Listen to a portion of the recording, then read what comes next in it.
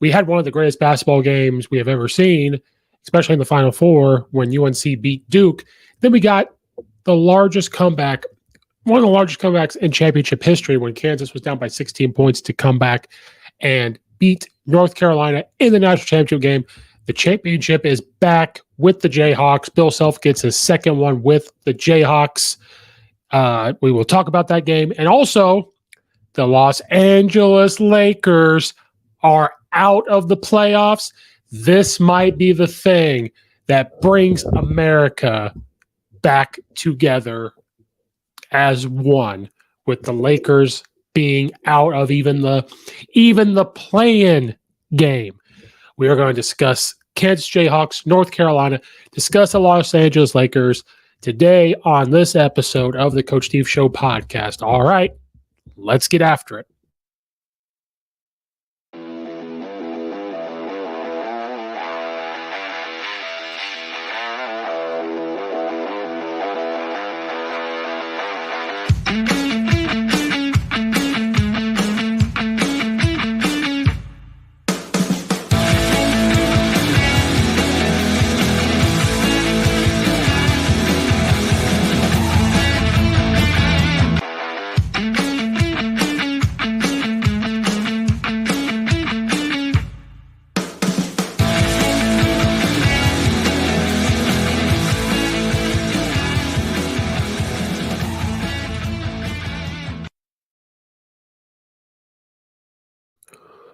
Welcome back to another episode of the Coach Steve Show podcast, everybody. Before we dive in, make sure you do all the little things. If you're watching it on YouTube, please hit the like button and the subscribe button. Leave a comment in the comment section down below. But really hit that subscribe button and the like button. It really helps out the algorithm, gets the show out there. If you're listening to it in audio form, where it can be found wherever you listen to your podcast, please give it a review, give it a rating, especially on Apple. If you could do those little housekeeping items for me, that would be fantastic. This podcast is brought to you by the Belly Up Media Network. If you go to the old one, it's called bellyupsports.com, but it's now Belly Up Media. There's something there for everybody, podcasts, blogs, different things for everybody. So go check out the Belly Up Media Network. This podcast is also brought to you by Coach Stone Football and is back to the basic books and drills. All you football coaches, I know that you want to get some drills. You want some ideas. You want to be simpler. You want to be more basic. Well, that's what Coach Stone has done the work for you.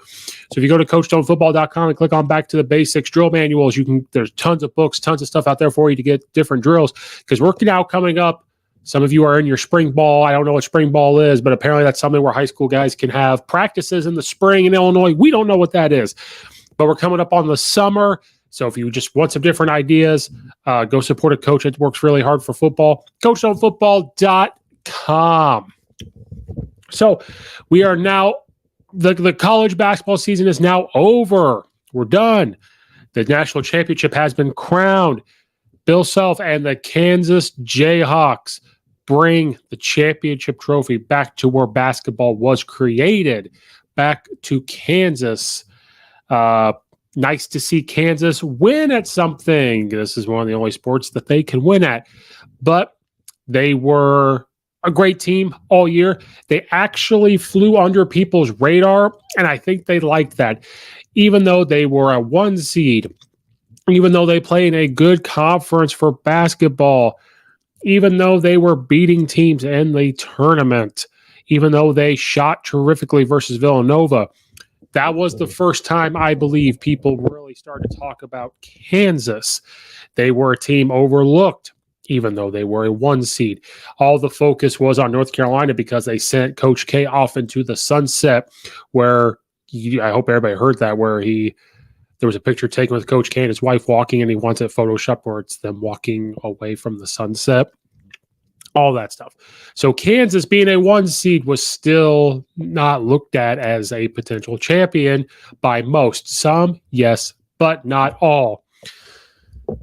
First, before we dive into that, what is up with the national championship game on a Monday night, number one?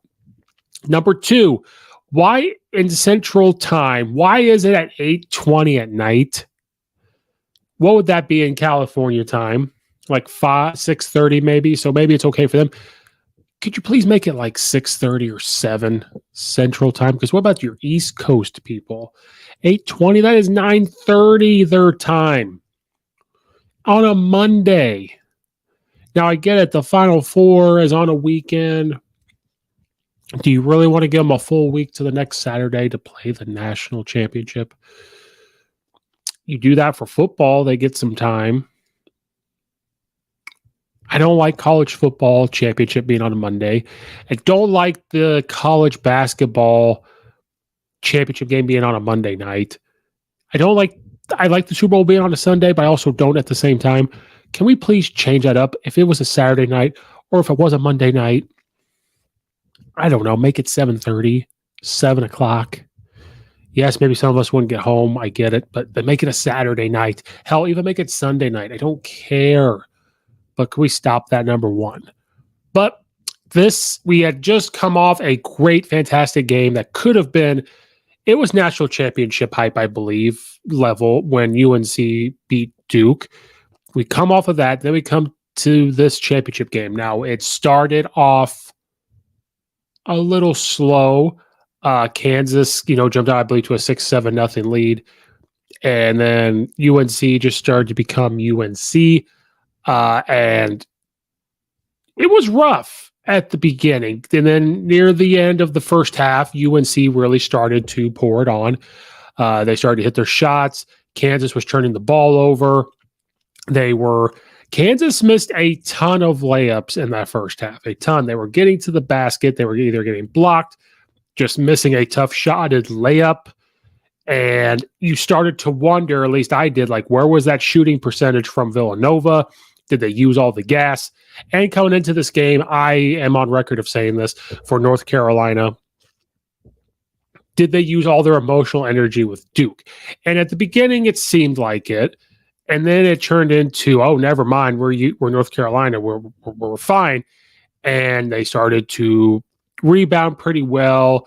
They were shooting a ton of free throws. Kansas was fouling a lot. They were disrupting down low. They just played really well in the first half. And then they were up by at least 16 points. And Kansas just looked like a team that was out of sorts. But as you're sitting there watching this going, you're just waiting for Kansas to explode.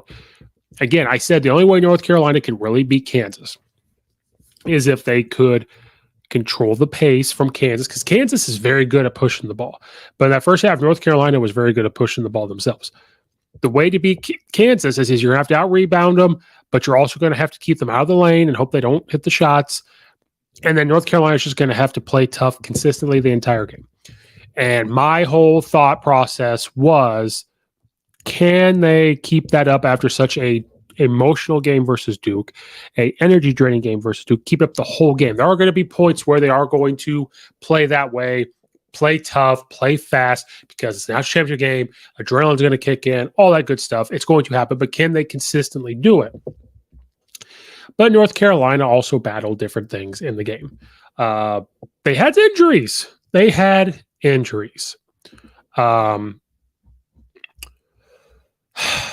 Andrew Basot, I think that's his name. I was listening to it, but they had different types of injuries and different things that had built up. Brady Manick, he took an elbow to the face, then he took another slap to the face in the first half, but he still shot well, but still, it's getting hit in the eyes, it's getting hit in the head. Caleb Love had twisted his ankle. The Johnson for North Carolina threw up on the court.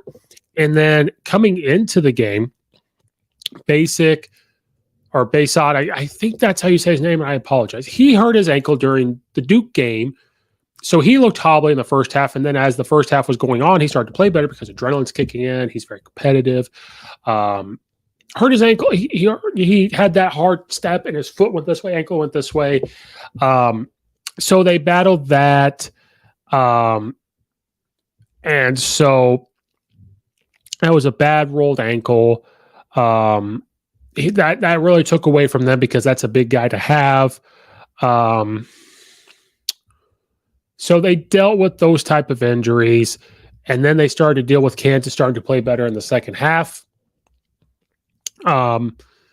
And, North Carolina being up by 16 at one point, then at halftime, they're up 40-25. That's huge. You start to think, UNC is going to win. But again, you cannot let Kansas battle back. If you want to look on paper, the Jayhawks shot 43.9% from the floor. They shot 35% from three. Their free throws, they were 8 of 14. North Carolina shot better at the free throw line than against Duke. They were 18 of 22. Most of those came in the first half. Free throw percentage for North Carolina was 81%.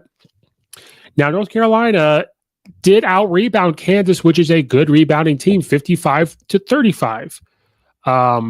Where it started to get away from them was Kansas had 9 turnovers. Most of those were in the first half. They did not turn the ball over much in the second half. North Carolina turned the ball over 13 times. Their largest lead was 16 to give that up. Do believe it was the largest comeback in the championship history. One of the things that I talked about before with North Carolina, and this isn't necessarily a bad thing, it's how you coach your team, it's how it's built. Villanova kind of ran into this. I think you have to go more than 1 or 2 deep, especially when you're in the championship game and you're at that point. Now, again, North Carolina can get away with it because their first 5 are pretty good. But you're only rotating 2 guys off your bench. Kansas had 4 guys come off the bench. Now, watching Illinois, we do the same thing at times. Sometimes we only bring 2 or 3 guys off the bench, and that's fine. Again, it all depends on the team. Are they ready for this? It is a championship game, so you want your best of the best out there. But I think that's another reason why Kansas was able to kind of survive the fire, survive being down 16, being down 15 at halftime, because they were able to get guys rotated in and get fresh. Now, there was a little bit of foul trouble here and there. McCormick had 4 fouls. Braun had 3 fouls. So there was a little bit of foul trouble. They had more fouls in North Carolina. But the way to do this is to try to outlast them, if that makes sense. And I'm not judging North Carolina. They had a great year, first-year head coach, beat Duke twice, and got to the championship game when nobody thought they would. They were the 8th seed. I am not taking away at all from the coaching. I'm not taking anything away from the play. But eventually, when you can't rotate that many guys, or you're just going to leave those guys out there, this can happen. Now, they almost won with it, so that's why it's really hard to really, quote-unquote, criticize it. But, when you look at that, to me, that has to look like a factor. And then, again, injuries. So that's why people question the throwing up. Are they out there too long? Are they playing too much? Anything else? But again, who are we to judge the coaching? Because we're not in the team practices. We're not a part of it. But again, another great game. Kansas had to battle back and make some shots, start to hit some of their layups. You had Martin off the bench with 14 points, and then their starters, 2 guys with 12, 2 guys with 15. Then for North Carolina, that's kind of why you think you rotate a guy and try to get them points. They had 2 guys with 15, 2 guys with 13 off the bench. They had a guy with 11. Came down to just shooting. Kansas had a better shooting percentage, had a better 3-point percentage. And when Kansas missed all those layups at the beginning, in the first half, that they'll start making those in the second. And North Carolina just started to miss some shots. But again, a great game. North Carolina could have won this. Kansas winning 72-69. I just think a factor of it was the fact that Kansas could rotate 4 guys. Martin played 21 minutes off the bench due to a little bit of foul trouble, but to bring a guy in for 2 minutes and get them a break, guys, 7 minutes to get a break, 3 minutes to get a break. And so when you're able to do that here and there, because if you look at the minutes compared to starters, Kansas guy played 34. Their starters. There's 34 minutes, 29 minutes, 27 minutes, 40 minutes, 37 minutes. For North Carolina, it's 38, 36, 40, 36, 30. And so that's just a ton of minutes, just a ton of minutes. And when a guy's able to rotate in a minute or two and everything else, and the fact that Kansas, again, they can play fast pace up and down.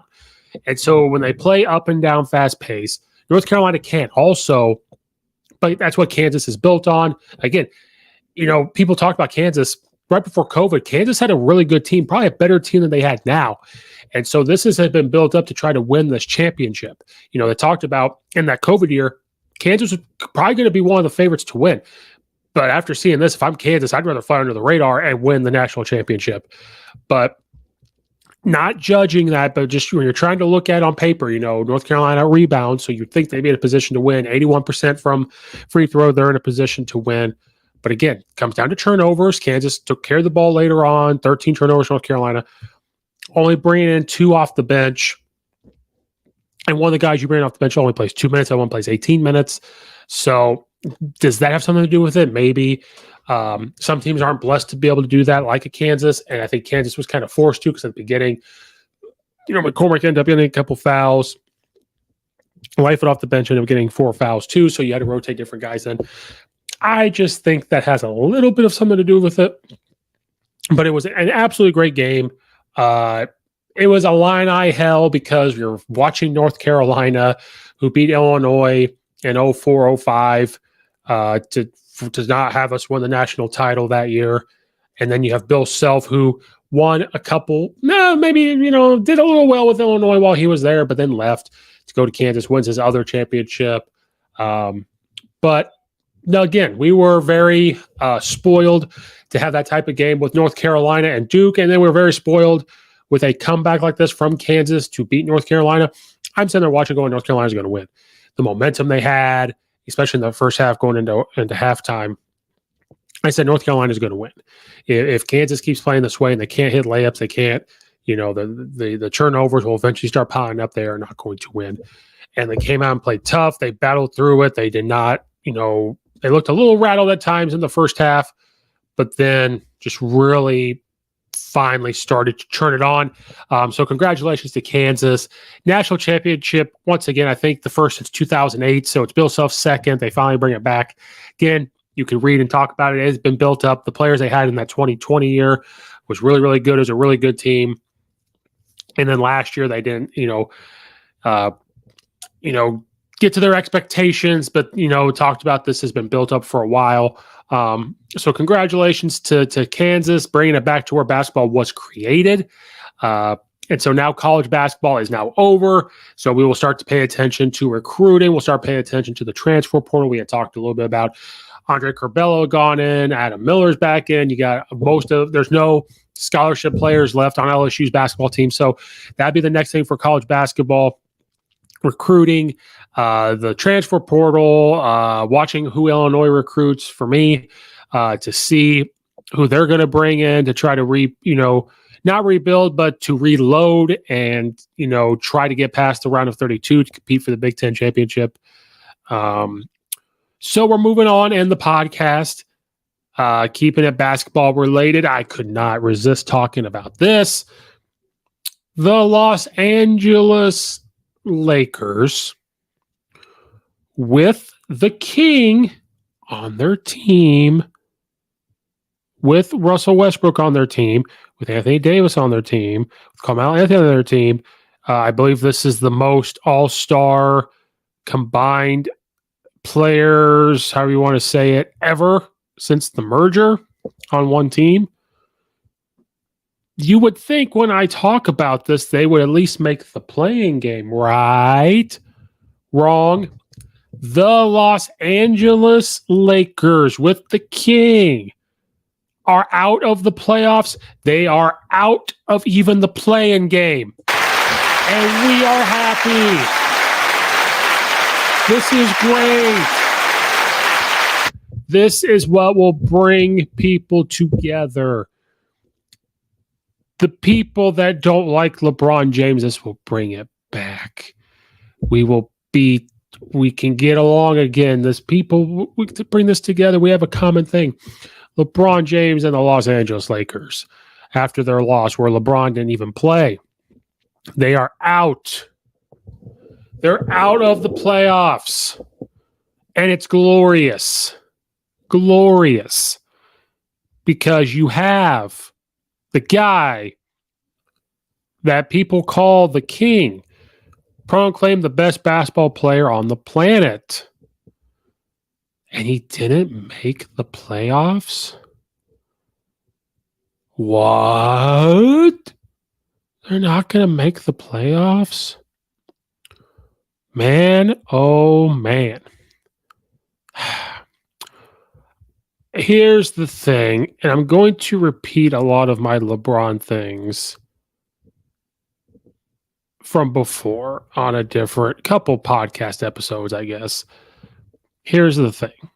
This is going to go towards some of you LeBron fans, some of you guys who won't listen to this on, ESPN or Fox Sports, who proclaim that the Lakers would win the championship this year, but they didn't even make the playoffs. And the reason why they say they're going to win the championship is because of the players they have pulled together. Now, and you have Russell Westbrook, you have this and that, you have Anthony Davis. And because of LeBron James, they're going to win. And when LeBron was scoring a lot of points this year, people saying he should go after the scoring title and he's score points and do this. Oh, he's mad because people don't look at him as a scorer, even though he can. All that type of stuff. They're not in the playoffs? Are you sure? The reason why this is funny, the reason why we love this is because all you hear about how they're going to win a championship. They need to make a statue of LeBron James for the Lakers. You guys realize this is probably the worst season in Lakers history, right? This is probably the worst, okay? They're way below 500. They're not going to make the playoffs. They are 11 in the West. They are 31-48. And the reason why this is funny is because when LeBron is quiet and LeBron doesn't talk too much to the media and he doesn't do much on social media talking about it, does pretty well. His first time in Cleveland, he didn't do it as much. Then he started I don't know if he came out of a shell or anything, but it started going to Miami. Then he went back to Cleveland. If you remember, he was just kind of I don't know. We're going to try to bring a championship and everything else. But when he starts to go dark mode, playoff mode, like when he was the Lakers the first time, say, all right, going off social media, playoff mode, and then they go 3-13 or 3-15 with him. Then he shuts it down. Then he puts the picture on Instagram. I'm not supposed to play with my thigh. When he plays the narrative, when he talks, like when he tweeted this and deleted it later on, I believe he deleted it. Keep talking about my squad, our personnel ages, the way he plays, he stays injured, we're past our prime in this league, et cetera, et cetera, et cetera. Do me one favor, please, in all caps. And I mean, please, all caps, keep that same narrative energy when it begins. That's all I ask. Thank you with a crown. Man, who am I to not bring that same energy, LeBron? You did it. You made the playoffs. No, you didn't. You can't even make the playing game, which you complained about, saying it was dumb. But you needed it last year to make the playoffs. Then you get swept by the Suns. You were fighting. Well, excuse me. You weren't fighting. The team was fighting to try to get into the playoffs. Because here's the thing with LeBron. He didn't even play in the games that matter. They had to try to win out these games to even think about getting into that playing game. And he doesn't play. He did that April Fool's tweet of, he tweeted oh, I'm out for the rest of the year, blah, blah. Well, then he really was. He airballed that 3 afterwards. Then he didn't play. Here's the thing. Do you really think even when Michael broke his leg or his ankle, whichever one it was, he always tried to play. Then they put him on the minute count and he hated it. Kobe broke his finger. Kobe tore his Achilles and walked in to shoot the free throw. Kobe had hurt knees. Kobe broke his nose and did all this other stuff. If this was Kobe Bryant, if this was Michael Jordan, they would, and you had to win out to get into the playing game and think about the playoffs, you best bet every amount of money you have and your house and your car, put your children up. They would have played in this game. I would have way more I don't know if I have any respect for LeBron, but I wouldn't even, if he played, yes, I would say, because they didn't win, but I would, whatever, if you want to call it a little bit of respect or, acknowledgement of, hey, at least he was playing while he was a little banged up to try and play. And then here's the other thing that's, whatever. And it's funny to me, and people talk about it. People are blaming. Okay, before I say this, I understand injuries happen, but and talk about it. I get it.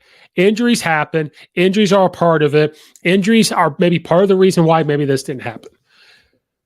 But LeBron played. He sat out some of it because he got a little banged up. But again, if you're as competitive as you say you are, you're a quote unquote the king, you say you're the greatest of all time, you would do anything in your power to be on the court, to show to your team that you're going to do what it takes, to show to the fans, to show what it takes to try to win and get into the playing game. You don't have the drive as that guy. You don't have the drive like Michael Jeffrey Jordan. And it's okay. They're different beasts. It's okay. It's okay, LeBron. It's okay, LeBron fans, to admit it. But here's what I'm seeing and hearing. Well, we're disappointed in Anthony Davis because he needs to be scoring 35 a game. We're disappointed in this. We're disappointed in that. Well, they're old. And here's the thing with LeBron fans that I've always said. There's proof. You look at like Nick Wrights of the world. We're back in like October or September, even with Russell Westbrook, which we all knew wasn't going to work. They're going to win the championship. They may not be pretty high in the playoffs, but if they could just get into the playoffs, they're going to get to the championship and win. But then it comes to this point, and it's, well, LeBron was scoring a lot of points, and, Anthony Davis wasn't doing this, or this wasn't doing this. We all could have told you that was going to happen back at the beginning, but you want to say they're going to win the championship. Then when the time is here, when they don't make the playoffs, you're going to retract some of those statements. And that's why I don't understand why some of you have jobs in sports. That's why I don't understand why some of you LeBron fans can't accept that fact. I don't understand it, guys. Get some help, or you and I can have a conversation and we can talk it out.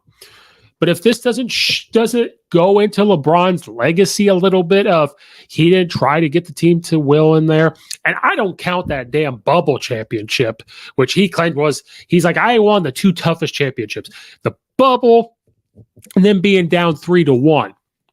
The 3-1 I can give some credit and respect for. There's no debate on that. Yes, LeBron fans, we're on the same page.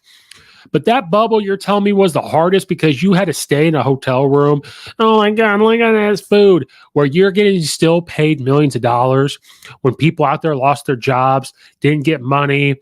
Now it's coming around where they weren't paying their mortgage, weren't able to pay their rent. Now it's coming back around where they may have to owe that money. And maybe they still haven't recovered because they were living paycheck to paycheck. But by God, you had to complain because you had to go play basketball for a few weeks, stay in a nice hotel, complain about the food, but you got to play basketball and get paid millions of dollars. Put your complaining ass into retirement so we can be over this. Done with it. Go retire, LeBron. But you want to sit there and try to play with your son in the NBA, which sounds kind of cool. But what makes you think a team's going to want to sign you at that point? Because of this. Because you can't suck it up and go out there and play.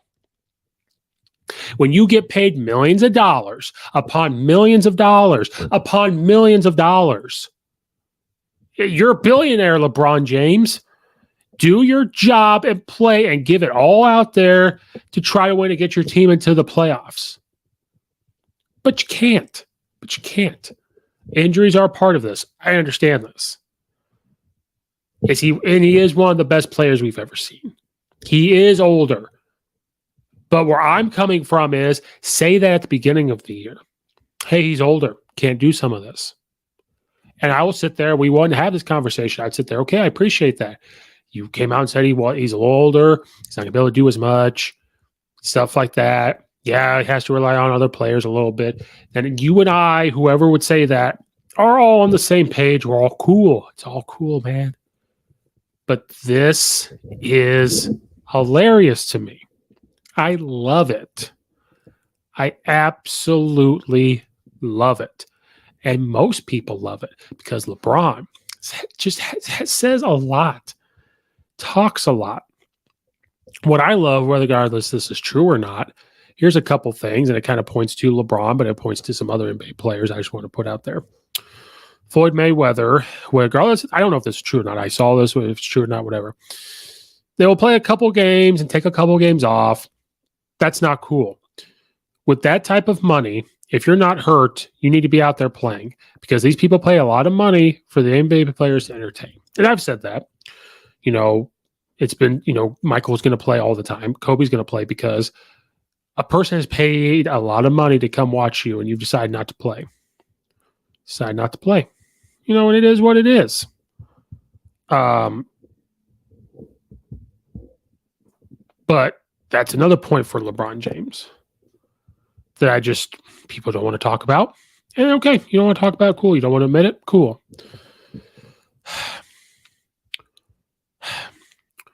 But what's really funny is you got guys like Nick Wright, and here's the thing.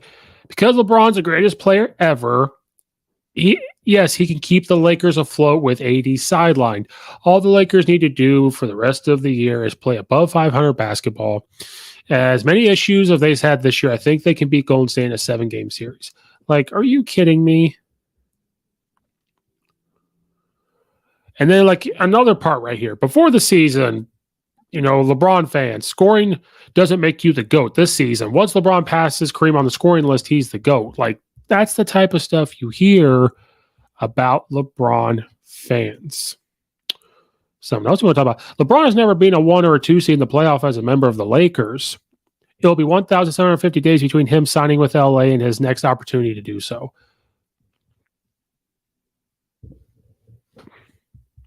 And then he just walks out of the building when they're losing. It's it's done. Walks off the court. And that's not the first time he's walked off the court. Not the first time. Did it with especially did it when they played the Celtics. It's just really a good time for me. Missed playoffs before turning 39. Michael 0, LeBron 4. So that's just some funny stuff. So Lakers are out of the playoffs. And does the entire 100% of the blame have to go on LeBron James? As most normal people would say, no. It does have to kind of be spread around. But LeBron has to take most of the blame.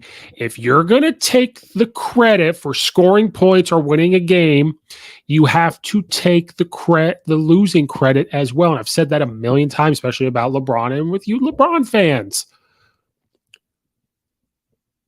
Again, does all 100% fall on him? No, but you have to give him a lot of it. Because if you're going to self-proclaim yourself the king, talk about being the greatest of all time, talk about you're better than so-and-so and so-and-so and so-and-so, LeBron fans, then give him the blame. That's what I'm really don't like. I wish I had a podcast during Kobe Bryant's time because I'd probably sit there and say, yeah, the team didn't do as much. Yeah, Kobe probably scored 50 points. But when you talk about a win and this and that, maybe we're done different. And that's the thing with LeBron this year. Okay, people are talking about all those points he's scoring. But sometimes they lost the game.